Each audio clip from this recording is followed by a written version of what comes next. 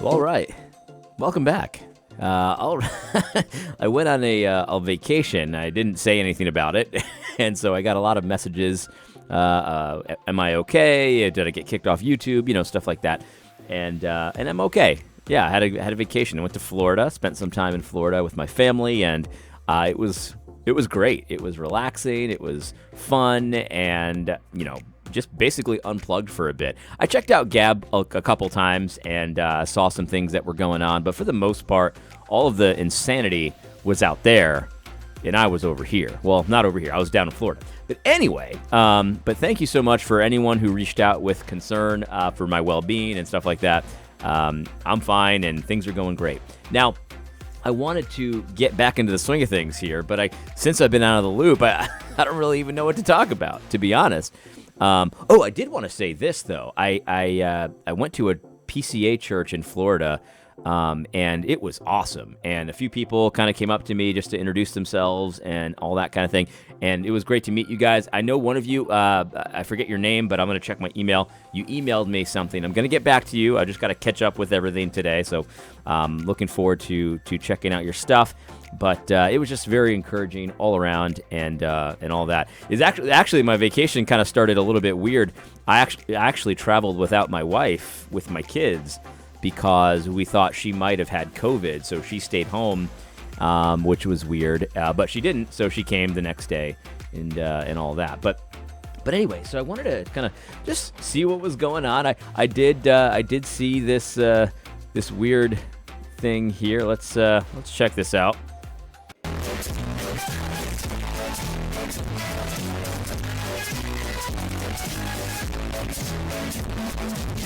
I have a hard time believing that propaganda used to be this stupid. Maybe it was. Maybe it always was. But obviously this is this is weird up here. This is supposedly a church. But then this is the Tonight Show or whatever show. I don't ever watch these kinds of shows. But you got some gay guys dancing in vaccine costumes, and then this person in here dancing as well. It's obviously stupid. I just can't imagine that propaganda used to be this stupid. I mean, did it? Maybe one of you knows a little bit about propaganda in the old days. I mean, look at this. Why would anyone... Here's the question you need to ask yourself. Why would anyone who hasn't gotten the vaccine yet see this and be like, oh, yeah, totally, I'm going to get the vaccine. I mean, look at these gay guys. I mean, they're showing a little leg there, too. That was a weird comment. Forgive me for that one. But anyway, I'm just getting back in the swing of things here. So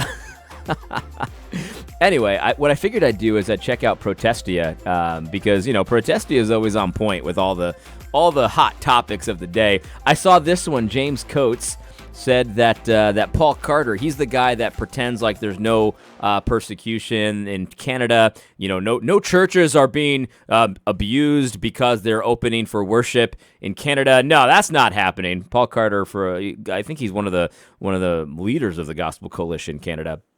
What a loser, absolute loser. But anyway, he says that he sounds more like Judas than he does Mary. Now, I don't know what his whole point was, but he definitely sounds like Judas. I mean, Judas, big-time virtue signaler. I think he says that in this article. Virtue signaler. Yeah, he wants everyone to think that he's giving to God, but he really is just stealing for himself. And Paul Carter's doing the same thing. He wants everyone to think like he's teaching biblically, but really what he's doing is he's trying to preserve his own skin, right? He wants to maintain his position. He wants the government to leave him alone and allow him the cultural capital to worship and stuff like that. He's an absolute train wreck. Paul Carter is a hireling. And he's a state-sponsored hireling as well. I mean, James Coates, clearly, he's doing what God has said regardless of what the state said. Paul Carter does what the state says, but pretends it's what God says. And I can't think of a bigger weasel than that. Well, I can. But anyway, so yeah, that's a good one. I did see also this one from Dwight McKissick, and he's pretending to be pro-life again. He was like, he's just unbelievable. I can't believe these Democrats are they're just so pro-abortion. I just can't believe it. And it's like, this we don't believe you, Dwight. Dwight, we know that you understood full well about the Democrats and their pro-abortion positions. We understand that, but we also know that, you think that blacks are going to get benefits from the Democrats, and so in favor of your own benefits, you're willing to sacrifice the lives of children. We understand that exchange, and you understand that exchange, and so we don't need the pretense. We don't need you to pretend like you actually care. We know you don't. We know, Dwight. We know you don't. And, do us all a favor and just leave the SBC already. We don't need the constant threats. I mean, nobody cares if you're in or out anyway, so what's the difference? But here's Dwight McKissick. It's heartbreaking. The Democrats, it's heartbreaking. It's heartbreaking. The tremendous amount of betrayal and disrespect for all the minority evangelical believers who vote for Democrats because they are better at justice issues, safety net, police brutality, public school funding, anti-prisons for profit, and immigration issues. It's betrayal. Dwight, do me a favor. How is it betrayal if they do exactly what they say they're going to do and sacrifice as many children to Molech as possible? Like, if the priests of Molech say, hey, we're going to go sacrifice some children and everything's going to be great, and then they do it, Dwight, can you explain? I mean, maybe you have, I don't know. I mean, he doesn't appear to be that bright of a guy, but maybe he's this big brain that I just can't understand. But Dwight, do me a favor. Explain to me how that's a betrayal. They said, hey, we're going to kill babies, and then they do it, and then you're acting like that's a betrayal. That's actually doing exactly what you voted them in to do, because they said they were going to do it. They made no bones about it. They didn't hide it. They didn't tell you, well, this time we won't do it. No, they said we're definitely going to do it, and we're definitely going to make sure it happens more, and we're definitely going to make sure we shout how great it is. We're definitely going to do all those things. How is it a betrayal, Dwight? Listen, I'm not the smartest man in the world myself, so I often will mispronounce words or get the wrong word in my mind. And so betrayal, I mean, I don't really want to look it up because that's boring video, but I don't think that's what betrayal means, Dwight. But maybe your big brain can tell me what it means. Dwight? I mean, I don't know. You don't strike me as the brightest tool in the shed, but brightest tool in the shed? That doesn't make any sense. But you don't strike me as the brightest, crayon in the crayon box. But maybe you're just smarter than me. Maybe betrayal means something besides doing something that you said you wouldn't do.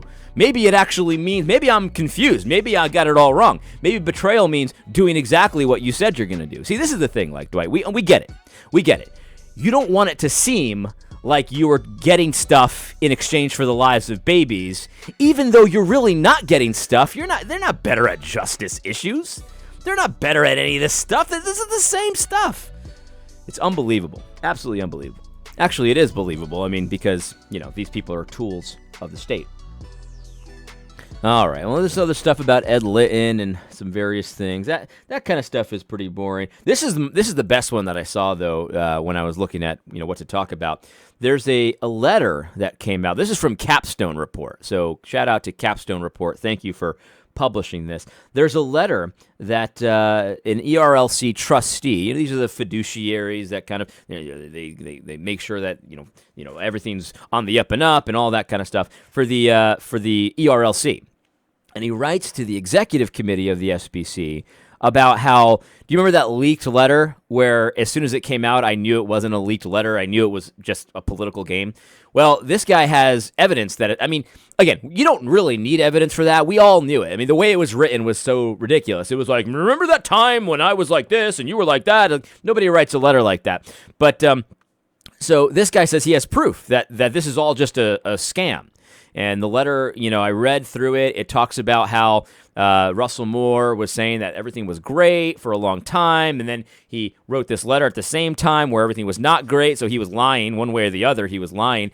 And then when he released it, it was because he wanted to use the issue of sex abuse for his political advantage and stuff like that. Everything that we all assumed actually really was the case, according to this guy, allegedly, and he wrote a letter to that effect. There's lawyers involved and all kinds of stuff. So I would definitely check out this letter. Go to Capstone Report. It's called ERLC Whistleblower.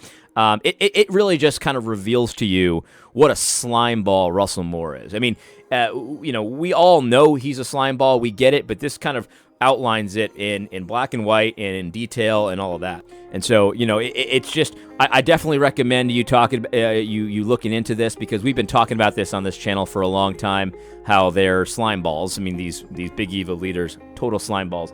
And, we've always kind of thought about, when I say we, I mean the royal we. We've always kind of been kicking around, do they know what they're doing, or are they just doing it without thinking? Like, are they intentional slime balls and they're doing all of these tactics and whatever, or are they're just not thinking and they're trying to do the right thing, but they're still carrying water for, the Great Reset and all that kind of stuff. And that's actually been something I've been thinking a lot about.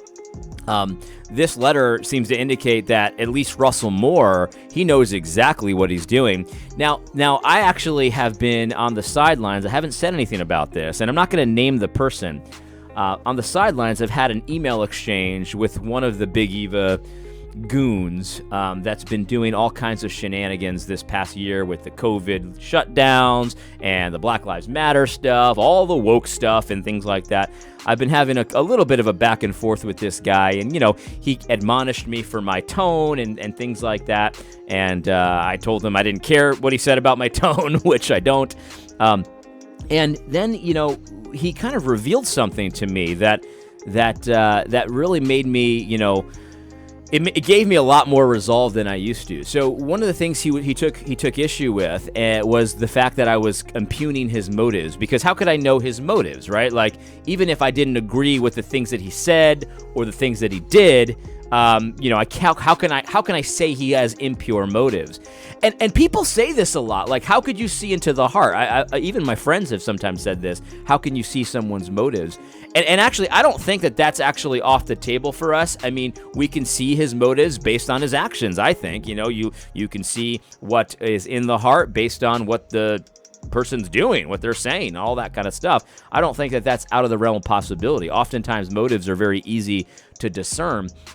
But one of the things he revealed to me, this guy, as he's kind of trying to defend himself a little bit, is that he says that, I'm not the only one who's confronted him about his actions and his words and things like that. A lot of people have, and he just doesn't think he's done anything wrong. This is one of the people that was marching with Black Lives Matter, and he was at the same time he's marching with Black Lives Matter, not meeting for church. I mean, there was tons of guys doing that. I mean, this is the thing. Like, he wasn't alone in this. This wasn't like an isolated incident where there's just it was just so and so doing that. Like, he's just crazy. No. This was like basically the official Big Eva position was to shut down your church, and at the same time go to the Black Lives Matter rallies. You know what I mean?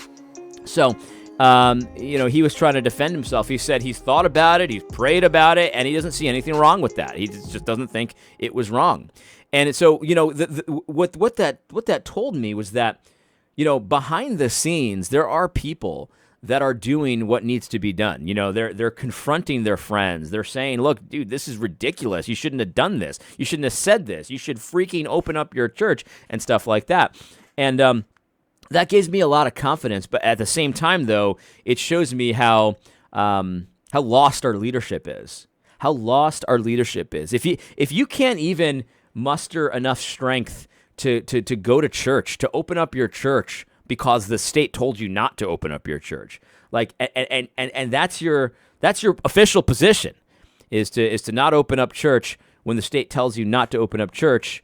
For months. I mean, we're not talking like the first few weeks. Look, a lot of people did it the first few weeks, and then they came to their senses. Like, God was merciful to many people, and he said, guys, what have you done?